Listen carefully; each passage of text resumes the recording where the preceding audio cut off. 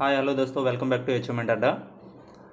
ఈరోజు మనం డిస్కస్ చేయబోయే నోటిఫికేషన్ ఏంటంటే ఇండియన్ నేవీలో ఒక నోటీస్ వచ్చింది. అది అగ్నివీర్స్ అనమాట. అగ్నివీర్ ఎస్ఎస్ఆర్ అండ్ ఎంఆర్ రెండు ఉన్నాయన్నమాట. ఎస్ఎస్ఆర్ అనేది 12th బేస్ మీద ఎడ్యుకేషన్ క్వాలిఫికేషన్ మీద, ఎంఆర్ అనేది 10th బేస్ ఎడ్యుకేషన్ క్వాలిఫికేషన్ అనమాట.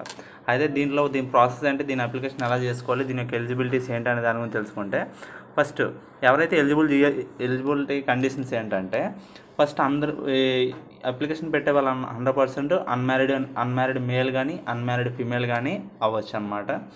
అయితే దీని యొక్క ఎస్ఎస్ఆర్కి అయితే ఎడ్యుకేషనల్ క్వాలిఫికేషన్ 10+2 అనమాట. With maths and physics background ఉండాలి 100% అనమాట. వాళ్ళకి మాత్రమే ఎలిజిబుల్ అవుద్ది అనమాట. ఇంకా వేరే హెచ్ఈసి వాళ్ళు గ్రూప్స్ ఉంటాయి కదా, కామర్స్ గ్రూప్స్, వాళ్ళు దీనికి ఎలిజిబుల్ కాదు. ఓకే. అయితే నెక్స్ట్ దీంట్లో ఏజ్ క్యాండిడేట్స్ ఎలా ఉన్నాయి, ఎప్పటి నుంచి వాళ్ళు ఎలిజిబుల్ అంటే, candidate should be born between 1st November 2003 to 30 April 2007 మధ్యలో ఉండాలన్నమాట. 100% వాళ్ళ డేట్ ఆఫ్ బర్త్ అనేది 2003 నుంచి 2007 మధ్యలో 100% ఉండాలి. మ్యారిటల్ స్టాటస్ అనేది 100% అన్మ్యారీడ్ అనమాట. మ్యారీడ్ క్యాండిడేట్స్కి ఎలిజిబిలిటీ ఉండదు. ఓకే. నెక్స్ట్ దీంట్లో కండిషన్స్ ఏంటంటే, సర్వీస్ అంటే అగ్నివీర్ టర్మ్స్ అండ్ కండిషన్స్ ఎలా ఉన్నాయంటే, డ్యూరింగ్ సర్వీసెస్ వీళ్ళకి లీవ్ ప్లాన్ అనేది 30 days ఉంటాయి. పే అలవెన్సెస్ అనేది మంత్లీ 30,000 అనమాట. దానికి ఫిక్స్డ్ ఇయర్లీ ఇంక్రిమెంట్ అనమాట. ఆ ఇంక్రిమెంట్స్ ఎలా అనేది కూడా ఇచ్చాడు అనమాట. ఫస్ట్ ఇయర్ 30,000 ఉంటుంది yearly, second year 33,000, third year 36,500, fourth year 40,000 ఉంటుంది అనమాట. అది బై హ్యాండ్ మనకు 70% వస్తుంది, 30% మనకు కట్ చేస్తాడు.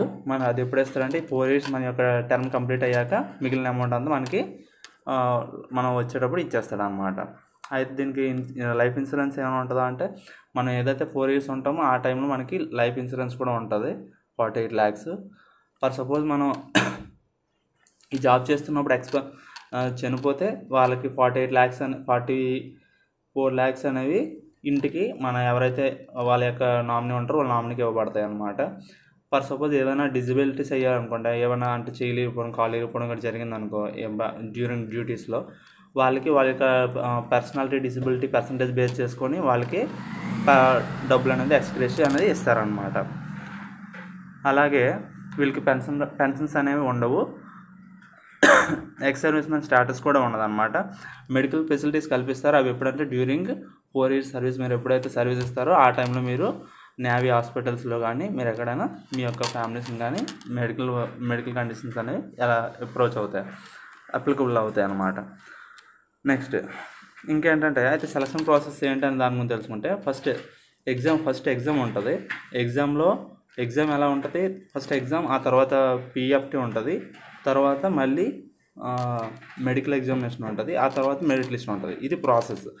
అయితే ఫస్ట్ దేని ద్వారా షార్ట్ లిస్ట్ చేస్తాడంటే, మనకి ఎగ్జామ్ కండక్ట్ చేసి దాంట్లో ఇస్తాడు. ఆ ఎగ్జామ్ ఎన్ని మార్కులకు ఉంటుంది అంటే, ఎస్ఎస్ఆర్ అయితే 100 మార్క్స్కి ఉంటుంది. దాంట్లో ఎన్ని సెక్షన్స్ ఉంటాయంటే 4 sections ఉంటాయి. అవి ఏంటంటే English, science, mathematics, general science. ఇది కేటగిరీ ఇవన్నీ కూడా మళ్ళీ మెయిన్ ఈ ఎగ్జామ్లో మెయిన్ ఏంటంటే సెక్షనల్ కట్ ఆఫ్ కూడా ఉంటుంది. మీకు 100 మార్క్స్కి ప్రతి సెక్షన్ కూడా క్వాలిఫై అవ్వాల్సి ఉంటుంది. ఏ సెక్షన్ మీరు ఒక సెక్షన్లో బాగా ఎక్కువ మార్కులు వచ్చి ఇంక సెక్షన్ క్వాలిఫై అవ్వకపోతే మీరు ఎగ్జామ్కి నెక్స్ట్ స్టేజ్కి అనేది మీరు వెళ్ళరనమాట, డిస్క్వాలిఫై అయిపోతారు. ఇది మెయిన్ అనమాట. కాబట్టి ప్రతి సెక్షన్ కూడా మనకి ఇంపార్టెంట్.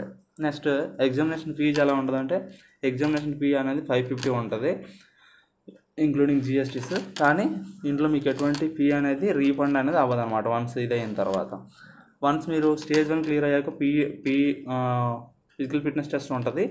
అది ఎలా ఉంటుంది, ఆ స్టాండర్డ్స్ ఎలా ఉంటాయి అంటే, మేల్ అయితే 1.6 అనేది 6 minutes 30 seconds ఉంటుంది. ఫీమేల్ క్యాండిడేట్స్కి అయితే 8 minutes ఉంటుంది. అలాగే స్క్వాడ్స్ ఉంటాయి, అంటే గుంజీలు ఉంటాయి. సో అబ్బాయిలకి అయితే 20 ఉంటాయి, అమ్మాయిలకి అయితే 15 ఉంటాయి. అలాగే పుషప్స్ ఉంటాయి. పుషప్స్ మేల్కి అయితే 15, ఫీమేల్కి అయితే 10 ఉంటాయి. అలాగే సిటప్స్ ఉంటాయి, నీ బెండ్ సిటప్స్. అబ్బాయిలకి అయితే 15, అమ్మాయిలకి అయితే 10 ఉంటాయి అన్నమాట. నెక్స్ట్ ఎవరైతే ఎగ్జామ్ అయిపోయి ఫిజికల్ కూడా అయిపోయిందో వాళ్ళు నెక్స్ట్ మెడికల్కి వెళ్తారు. మెడికల్లో కూడా ఏమైనా ప్రాబ్లమ్స్ ఉంటే వాళ్ళకి రీమెడికల్ ఇస్తాడనమాట. రీమెడికల్లో మీరు ఫిట్ అయితే ఓకే, లేకపోతే అన్ఫిట్ అయిపోతే ఇంకా అన్ఫిట్ అనమాట. ఇది ఆ తర్వాత ఎవరైతే రీమెడికల్ అవుతారో తర్వాత వాళ్ళకి మెరిట్ లిస్ట్ అనేది రావడం జరుగుతుంది. మెరిట్ లిస్ట్ వచ్చిన వాళ్ళకి ఎక్కడికి పంపుతారంటే ఐఎన్ఎస్ చిలక పంపుతారు. అది ఎక్కడంటే ఒడిస్సాలో ఉందన్నమాట. సో ఐఎన్ఎస్ చిలక పంపిన తర్వాత మళ్ళీ అక్కడ ఇంకొక మెడికల్ ఎగ్జామినేషన్ కూడా జరుగుతుంది అనమాట, ఫైనల్ మెడికల్ ఎగ్జామినేషన్. అక్కడ కూడా డిస్క్వాలిఫై అయ్యే ఛాన్సెస్ ఉంటాయి. మెయిన్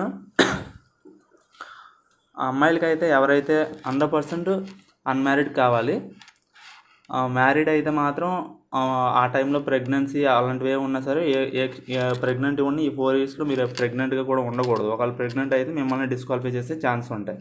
అలాగే ఎవరైనా జెండర్ చేంజ్ చేసుకున్న ఆపరేషన్స్ కానీ ఏమైనా చేసుకున్నా సరే అలాంటివి కూడా ఫైనల్లో మీరు ఎప్పటికైనా మిమ్మల్ని డిస్క్వాలిఫై చేసే అవకాశం ఉంటుంది అనమాట.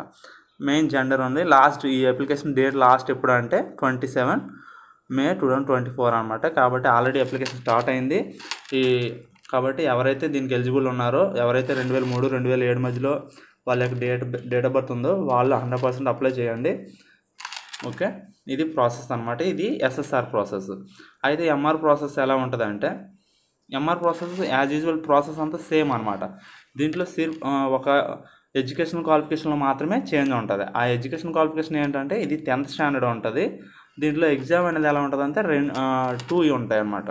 2 stages ఉంటాయి, 2 sections ఉంటాయి.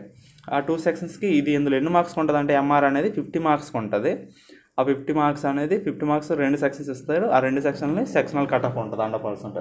ఇది ఒక్కటే చేంజ్ అనమాట. మిగతాదంతా సేమ్ యాజ్ యూజువల్ ప్రాసెస్ అంతా సేమ్ అనమాట. సో ఎవరైతే నేవీలో అగ్నివీర్ అవ్వాలనుకుంటున్నారో వాళ్ళు 100% అప్లై చేయండి. లాస్ట్ డేట్ అనేది 27 May అనమాట. ఆల్రెడీ అప్లికేషన్ స్టార్ట్ అయ్యింది కాబట్టి ఏమాత్రం లేట్ చేయొద్దు. అలాగే మా వీడియో నచ్చినట్టయితే మీ ఫ్రెండ్స్ అందరికీ ఈ వీడియోని షేర్ చేయండి, అలాగే లైక్ చేయండి, అలాగే సబ్స్క్రైబ్ చేయండి. Thank you very much. జై హింద్.